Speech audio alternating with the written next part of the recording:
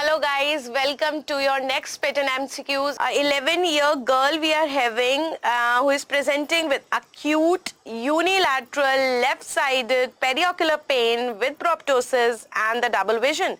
Which condition would not be included in the differential diagnosis? Now, if you remember, recently we conducted the integrated session on proptosis. I told you that you have to keep everything in your DD according to the presentation.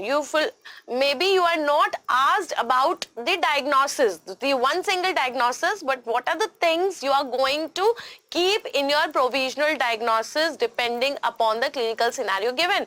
So you are given a 11-year girl. So we are thinking about proptosis which is occurring in children, a girl which is acute proptosis, a unilateral proptosis, which is having periocular pain and also diplopia. So we know that the most common cause of unilateral proptosis in children is the orbital cellulitis.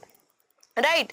Now, if you look at the options, they are giving you cavernous hemangiomas. We have sinusitis with orbital abscess, traumatic retrobulbar hemorrhage, and orbital lymphangiomas.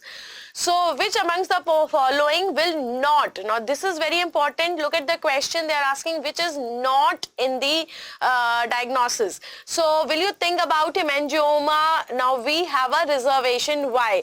Now, if you remember the flow chart I gave to you, what is the clinical scenario that you are going to think in cases of hemangiomas? That will be a middle-aged women, but she is a 11-year girl. Then a very, very important thing is that it is going to be slow growing. It's not acute, which is again going against the diagnosis here.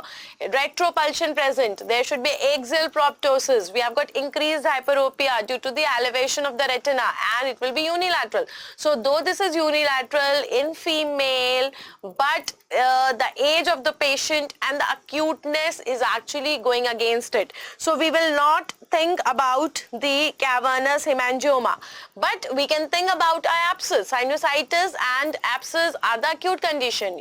Then hemorrhage due to trauma again is an acute condition. Lymphangiomas, especially associated with the upper respiratory tract infection, are again the acute condition. So well in time, answer of this question will be cavernous hemangioma.